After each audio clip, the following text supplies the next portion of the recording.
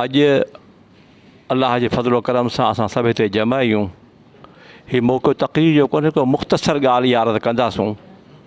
अॼु जेको हीउ उलमाए किराम जो इज्तिमा आहे, ऐं साईं जिन खे अर्ज़ु कंदुसि त फौरी तौर ते चीफ मिनिस्टर साहिब सां टाइम रखो ऐं उन ते उलमाए मशाइख़ उहे गॾिजी हलनि, उते हुनखे पंहिंजो मौक़फ़ ॾियनि। हीउ जेको 144 लॻायो आहे इहो निहायती ज़ालिमाना क़दम आहे। सुवाल त पैदा थिए, मुंहिंजी बि ॻाल्हि थी आहे, हालांकि हिन में सरकारी जेके क़ौमी ॿिया इदारा जेके आहिनि, जेके मुल्क जी बक़ा इस्तेहकाम में सालिमियत लाइ कमु करे रहिया आहिनि, उन्हनि सां मुंहिंजी मीटिंग थी आहे, मुंहिंजी ॻाल्हि थी आहे। उन्हनि इहो चयो त असां अव्हांजे फेवर में लिखियो आहे ऐं ख़ासि करे साईं जिन जी शख़्सियत खां बि तमामु घणो मुतासिर आहिनि। उन्हनि चयो त न, असां साईं आहिनि मुजिबि असीं ज़िमेदारी खणूं था न, तव्हां माण्हू मोकिलियो। सुवाल त पैदा थिए त छा अव्हांखे एतिराज़ु हज ते आहे? छा असीं काफ़र आहियूं? अव्हांखे एतिराज़ु हज ते आहे त उहो एतिराज़ु करियो। असीं इल्ज़ाम हणी सघे थो को माण्हू, असीं पंहिंजी बेगुनाही साबित कंदासूं, उन में पाण खे अछो कंदासूं। जेकॾहिं एतिराज़ु उर्स ते आहे त पोइ इहो हुननि जे चवण ते कोन थो असीं पंहिंजो फ़ैसिलो मटाए सघूं, इहो मुमकिन कोन्हे को।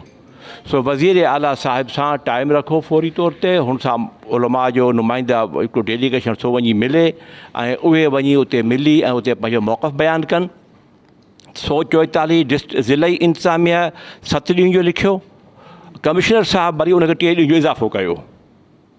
हाणे पोइ हलंदो वेंदो छो त तोॾो हाणे ॾाची हाणे 10 त तोॾो हाणे 13, सो उहो कनि था। सो असां ते बहसियत मुस्लमान जे, बहसियत अहले सुन्नत जे, बहसियत आउं त हिकिड़ो जारोबकश आहियां ख़ानक़ाह आलिया नक्शबंदीअ जूं जेके बि ख़ानक़ाह आहिनि उन्हनि जो, ऐं जारोबकश आहियां उन दरगाहुनि जो, उन अकाबिरीन जो त आहियां, पर जेके हुननि जा जेके मुरीद आहिनि असीं उन्हनि जा जे दरनि जा जारोबकश आहियूं। वरी इज़त एतिराम आहे सिलसिला आलिया नक्शबंदीअ ते, ऐं सिलसिला आलिया नक्शबंदीअ उहो सिलसिलो आहे जेको अल्लामा यूसुफ नबहानी लिखियो आहे। त सिलसिला आलिया नक्शबंदीअ उहो सिलसिलो आहे जेको हज़रत मौजूद पाक रज़ी अल्लाह ताला अन्हु खे अल्लाह तबारक व तआला इल्हाम फरमायो, ऐं अहमद मूं तोखे माफ़ु कयो, मूं तुंहिंजे मुरीदनि खे माफ़ु कयो, ऐं तुंहिंजा मुरीद जेके क़यामत ताईं थींदा उहे मूं उन्हनि खे मूं माफ़ु कयो। ऐं हता के इमाम महदी जेको ईंदो उहो बि सिलसिला आलिया नक्शबंदीअ ई हलाईंदो। अल्लामा यूसुफ नबहानी लिखियो जामिउल करामात उल में, अवां पंहिंजे कुतुबखाननि में मौजूदु हूंदियूं।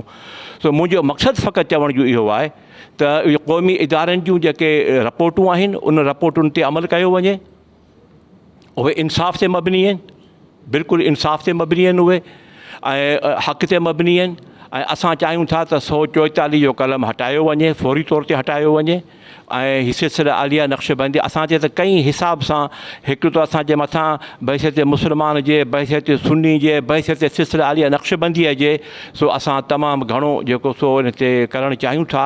ऐं असां दामे दिर में सुखने क़दम में हर तरीक़े सां असां दरगाह शरीफ़ जो साथ ॾींदासूं। दरगाह असां सभिनी जी आहे, सभिनी मुस्लमाननि जी आहे, ऐं हिते मर्जाए ख़लाइक़ आहे। इन दरगाह जो असीं भरपूर तहफ़ुज़ कंदासूं इंशाअल्लाह। ऐं मूंखे उहो ॾींहुं यादि अचे थो, साईं जिन बि उन जा गवाह आहिनि, त क़िबला वालिद साहिब रज़ी अल्लाह ताला अन्हु जिन खे घुरायो वियो हो, दावत ॾेई असीं वियासीं, आउं बि सॼी हुज़ूर में हुउसि, ऐं उते साईं फरमायो त आउं हीअ सॼी मिल्कियत जेका आहे दरगाह शरीफ़ जी अव्हां जे हवाले थो करियां। पाण फरमायो मुंहिंजे हवाले न कर, तव्हां पाण हिते हिन पोइ छा करियूं? पाण फरमायूं त हिते मदरसो ठाहियूं, हिते यूनिवर्सिटी लेवल ते ठहे जेको उते कमु हले। इन ॻाल्हि ते इतफ़ाक़ थियो, पर इतफ़ाक़ सां पोइ साईं जा ॾींहं थोरा हुआ, पोइ अलाह जी मर्ज़ी आहे, तंहिंखां पोइ हालात वरी कुझु अहिड़ा थी विया हलिया जेको तमामु नागुफ़्ता बे थी विया। सो अर्ज़ु करण जो मुंहिंजो मक़सदु फ़क़ति इहो आहे त असां इहो चऊं था, लुबे लुबाब इहो त असां इहो चऊं था तव्हांजी ख़िदमत में अर्ज़ु करियूं त तव्हां टाइम रखायो चीफ मिनिस्टर साहिब सां, असां मिलंदासूं। तव्हां फ़क़ति हुजो या न हुजो, असांजो टाइम रखायो, उलमा जो टाइम रखायो त उलमा किराम उन्हनि सां मुलाक़ात कनि, उन सां मिलनि, पंहिंजा ख़दशात जेके ज़ाहिर कनि। हा न हुजनि, बेशक हुजनि, बेशक हुजनि, पर जेको उनजी ग़ैर मौजूदगी में थींदो उनजो अञा वधीक असरु। धणी घर वेठो आहे, ॿिया सभु धणी आहिनि उनजा। इहा तजवीज़ आहे, हिकिड़ी राय आहे हिकिड़ी।